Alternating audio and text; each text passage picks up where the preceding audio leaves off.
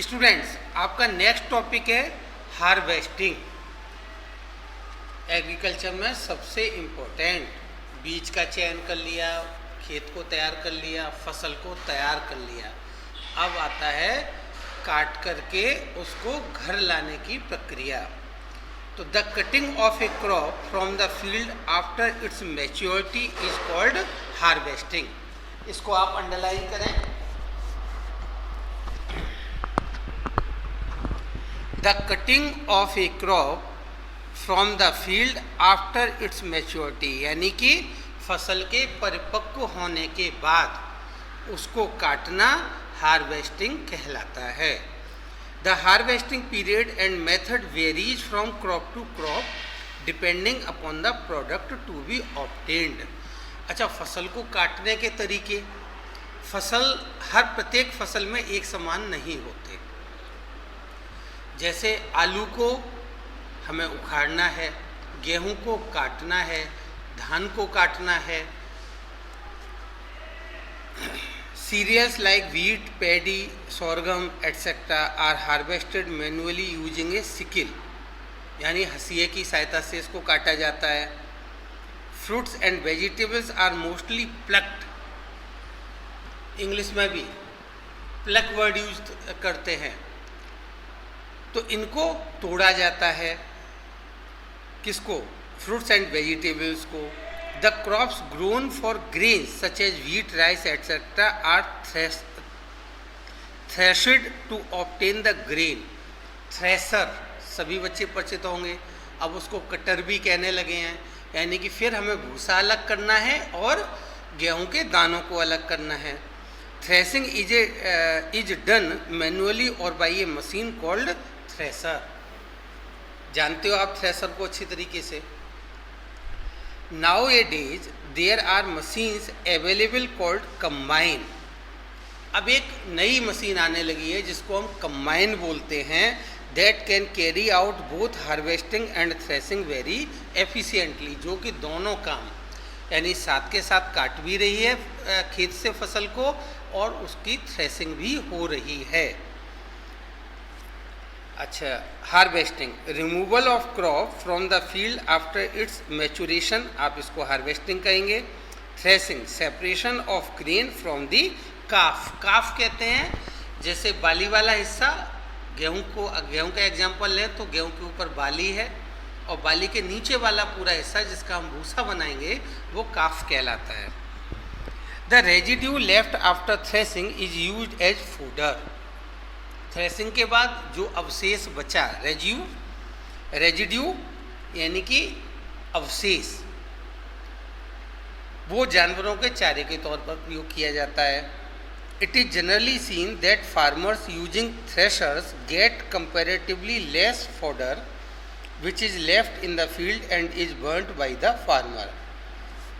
सामान्यतः ऐसा देखा गया है कि फार्मर्स यूजिंग थ्रेसर, जो थ्रेसर का यूज करते हैं, वो comparatively less fodder which is left in the field, वो खेतों में कम फोडर छोड़ते हैं जिसको कि किसान के द्वारा जला दिया जाता है। The burning of fodder in the field not only pollutes the environment but also kills the useful micro organisms present in soil. ये बहुत हानिकारक प्रक्रिया है। ये देखिए, धान में हरियाणा, पंजाब और इवन यूपी में भी बहुत अधिक देखने को मिलती है कि हम धान के अवशेष को जलाते हैं, पराली को जलाते हैं, तो ये बहुत बड़ा पॉल्यूशन का कारण बनता है, एयर पॉल्यूशन का। और जिस जगह हम इसको जला रहे हैं वहाँ पर उपस्थित माइक्रोब्स जो कि सॉइल फर्टिलिटी को इम्प्रूव करते हैं, वो भी इसके साथ जल जाते हैं। तो हमें इसको सड़ा करके खाद बनानी चाहिए या इसका जानवरों के चारे के तौर पर प्रयोग करना चाहिए, न कि इसको जलाया जाना चाहिए। नेक्स्ट स्टेप आता है winnowing. On A small scale grains from craft can be separated by winnowing. Winnowing वो प्रक्रिया है जिसमें हम भूसे और गेहूं को अलग करते हैं, या किसी भी फसल की बात करें, अरहर की बात करें तो अरहर के दानों के साथ उसमें जो भी लकड़ी है, पत्तियां हैं, उन सबको अलग करना विनोइंग कहलाता है, यानी कि छांटना।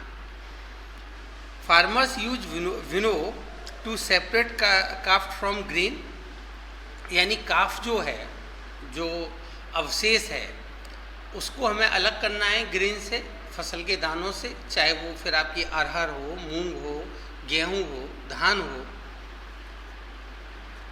ये विनो कहलाता है। अब नेक्स्ट इंपॉर्टेंट स्टेप आता है स्टोरेज ऑफ क्रॉप। हमने फसल तैयार कर ली, काट ली, थ्रेसिंग कर ली, विनोइंग कर ली, अब उसको ला करके हमें स्टोरेज करना है। या तो हम उसको सीधे मंडी में बेच सकते हैं, हमें अपने लिए भी स्टोरेज करना है और हम अभी मंडी में नहीं बेचना चाहते, क्योंकि स्टोरेज में अगर हमने सावधानी नहीं बरती तो हमारी सारी मेहनत, किसान की सारी मेहनत बर्बाद हो सकती है। बहुत सारे माइक्रोब्स, मॉइस्चर हमारी उस फसल को जो हमने पैदा की है, वो हमारे सारे श्रम और हमारी सारी लागत को समाप्त कर सकते हैं, क्योंकि वो इन बीजों को खराब कर सकते हैं। जैसे कॉमनली आप जानते होंगे, गेहूं में 2 रोग लग सकते हैं स्टोरेज करते वक्त, एक घुन और दूसरा पई। तो the harvested crop from the fields need to be stored for future use. Harvested फसल को स्टोरेज करने की आवश्यकता है भविष्य के उपयोग के लिए। To store for longer time they should be safe from moisture, insects, rats and microorganisms. भविष्य के लिए हमने इसको जो सुरक्षित किया, इसमें हमें क्या करना है, हमें किस किस से सुरक्षित करना है। सबसे पहली चीज़ मॉइस्चर, नमी, दूसरा इंसेक्ट्स, तीसरा चूहे और चौथा micro organisms. The fresh crop has more moisture, fresh crop में मॉइस्चर अधिक होता है। Thus the grains are dried further by exposing them to the sunlight। इसलिए हमें ये सूर्य के प्रकाश में या धूप में इसको सुखाना चाहिए या सुखाए जाते हैं। While sunlight dries them further reducing their moisture content। Sunlight में जब ये सूखते हैं तो इनका मॉइस्चर कम हो जाता है, घट जाता है। The ultraviolet radiations present in sunlight help to kill the germs present on their surface। इन दानों के सरफेस पे जो माइक्रो ऑर्गेनिज्म्स अगर उपस्थित हैं तो धूप में उपस्थित या सनलाइट में उपस्थित अल्ट्रावायलेट रेजेज उनको समाप्त कर देती हैं। To prevent any further deterioration in their quality, जिससे कि भविष्य में के लिए जब हम उसे स्टोर कर रहे हैं तो उसकी क्वालिटी खराब नहीं होती। अगर क्वालिटी खराब हो जाएगी तो मार्केट में हमें उसका अच्छा रेट नहीं मिलेगा। The dried grains are then stored in jute bags or metallic bins। The large scale storage is done mostly in granaries and silos to protect them from rodents like rats। इन्होंने कहा सूखा हुआ अनाज है, इसको हम फिर जूट बैग्स में या मेटेलिक बिन्स, जिसे आप कुठिया बोलते हो, ड्रम बोलते हो, इनमें स्टोर करते हैं। और बड़े स्तर पर जब हमें इसको, ये तो हम घरों में कर लेंगे, लेकिन बड़े स्तर पर करना है तो आपने देखा होगा जीटी रोड पे आप जाओ तो गोदाम बने हुए हैं, उन्हें हम बोलते हैं ग्रेनरीज, जहाँ पर हम फूड ग्रेन्स को स्टोर कर रहे हैं, या सिलोज। वहाँ पर हमें रोडेंट आप जानते हो, जैसे खरगोश जो इन चीज़ों को कुतर कुतर के खाते हैं, गिलहरी, चूहे, इनसे बचाव करना है।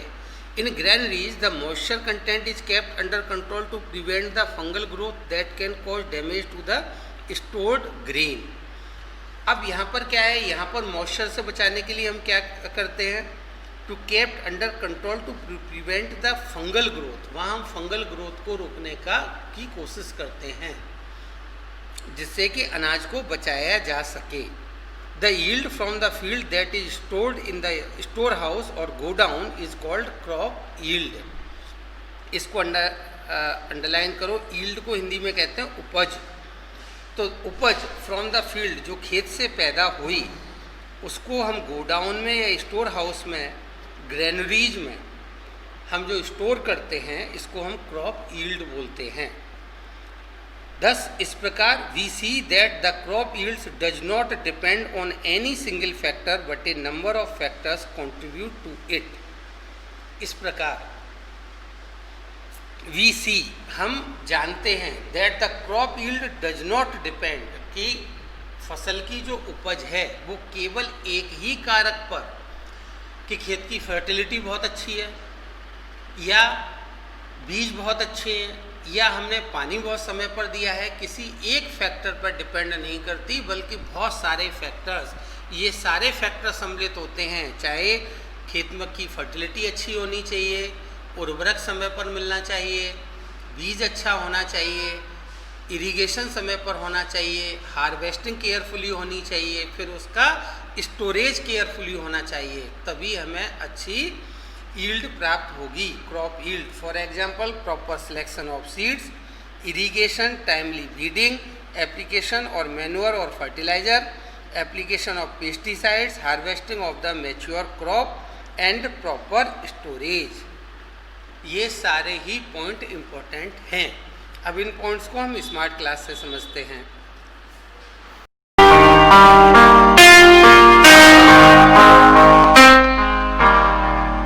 In this module, you will learn about storage of food grains. Once the harvesting, threshing and winnowing are done, the produce is ready for sale.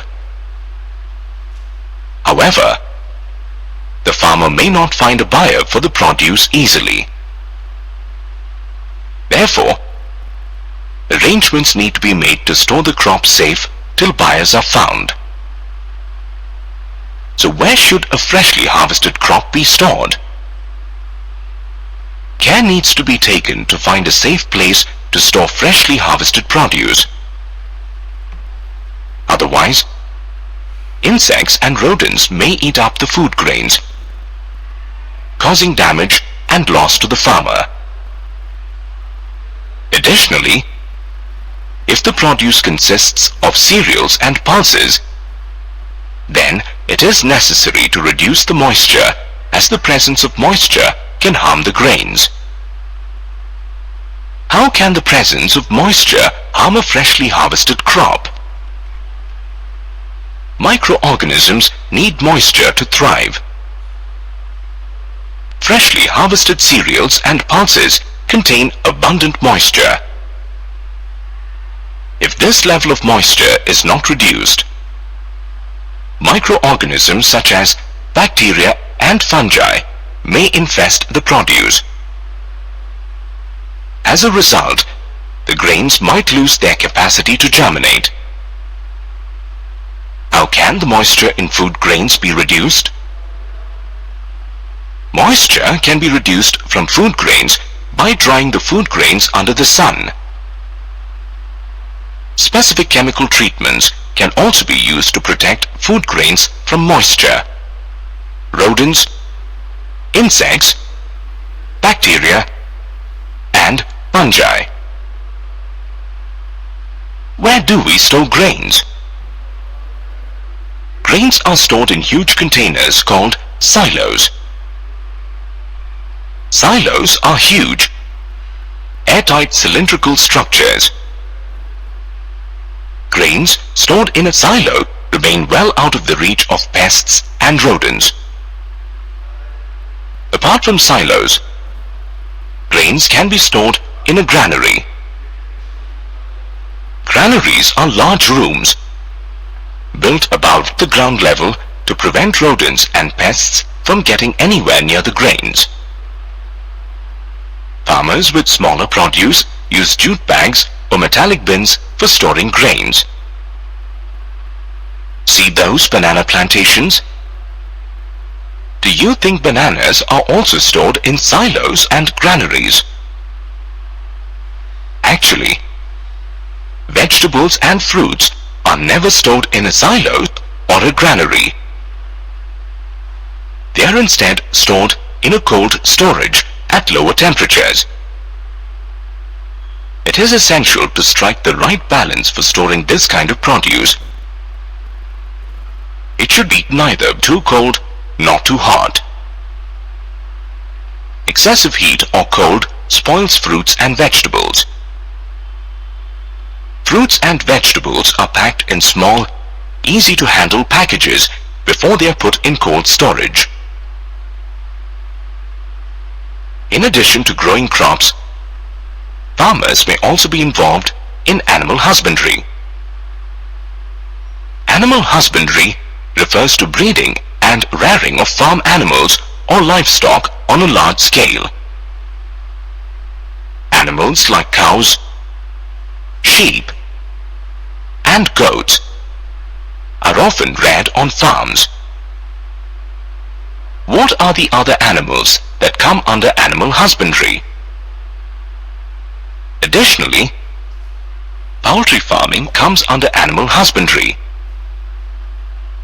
Hens, ducks and turkey are often reared for their meat and eggs. Nowadays, even fish and bees are being reared by farmers. In this module,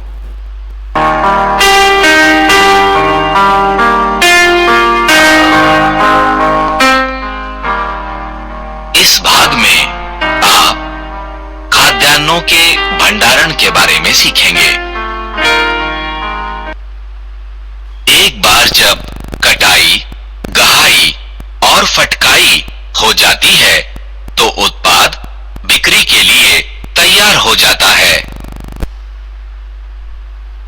हालांकि किसान को संभवतः आसानी से उत्पाद के लिए ग्राहक नहीं मिल पाता है,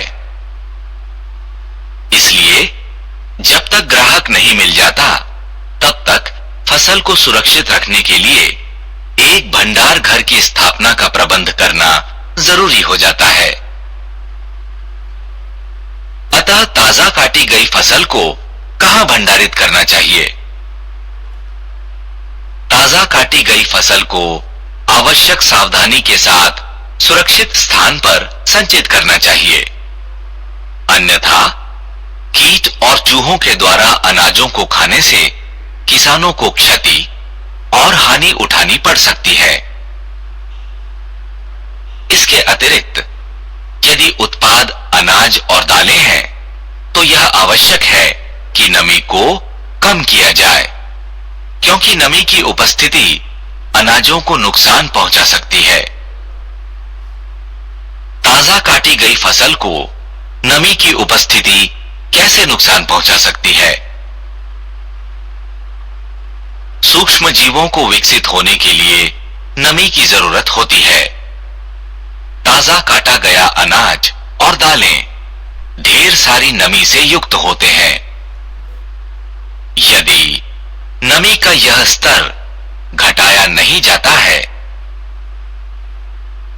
तो सूक्ष्म जीव जैसे जीवाणु और कवक उत्पाद को संभवतः नुकसान पहुंचा सकते हैं, जिसके परिणाम स्वरूप बीज अपनी अंकुरित होने की क्षमता खो सकते हैं। अनाजों से नमी कैसे घटाई जा सकती है? अनाजों को धूप में सुखाकर अनाजों की नमी को कम किया जा सकता है। नमी चूहों, कीटों, जीवाणु और कवक से अनाजों को बचाने के लिए विशेष रासायनिक उपचार का इस्तेमाल भी कर सकते हैं। हमें अनाजों का भंडारण कहां करना चाहिए? अनाजों का बड़े पात्रों में भंडारण किया जाता है, जिसे साइलो या खत्ती कहते हैं। साइलो या खत्ती विशाल वायुरोधक बेलनाकार संरचना होती है। अनाजों का साइलो में भंडारण करते हैं, जिससे वे कीटों और चूहों की पहुंच से दूर हो जाते हैं। साइलो के अलावा अनाजों का भंडारण अन्नागार में भी किया जा सकता है। अन्नागार बड़े कमरे होते हैं। अनाजों के नजदीक कहीं भी चूहों और कीटों की पहुंच को रोकने के लिए इसे जमीन के स्तर से ऊपर निर्मित किया जाता है। कम उपज वाले किसान अनाजों के भंडारण के लिए जूट के बोरों या धातु के पात्रों का उपयोग करते हैं। के बगीचों को देखें। आप क्या सोचते हैं कि केलों का भी भंडारण साइलो और भंडार घर में होता है? वास्तव में सब्जियों और फलों का भंडारण साइलो या भंडार घर में कभी नहीं किया जाता है। इसके बदले उनका भंडारण कम तापमान पर शीत गृहों में किया जाता है। इस प्रकार के उत्पाद का भंडारण करने के लिए सही संतुलन को ध्यान में रखना आवश्यक है। इसे न तो ज्यादा ठंडा होना चाहिए और न ही ज्यादा गर्म। अधिक गर्मी या ठंडक फलों और सब्जियों को खराब कर देती है। शीत गृहों में रखने से पहले फलों और सब्जियों को छोटे, आसानी से उठाने वाले पैकेटों में पैक करते हैं। फसलों की वृद्धि बढ़ाने के साथ किसान संभवतः पशुपालन भी करते हैं। पशुपालन में खेती करने वाले पशुओं या पशुधन का व्यापक स्तर पर प्रजनन और पालन पोषण किया जाता है। फार्म पर गायों, भेड़ों और बकरियों जैसे जानवरों का पालन पोषण किया जाता है। कौन से दूसरे जानवर हैं जो पशुपालन के अंतर्गत पाले जाते हैं? इसके अतिरिक्त मुर्गी पालन पशुपालन के अंतर्गत आता है।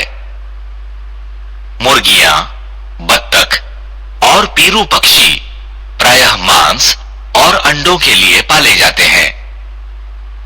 आजकल किसानों द्वारा मछली और मधुमक्खी का भी पालन किया जाता है। इस भाग में आपने सीखा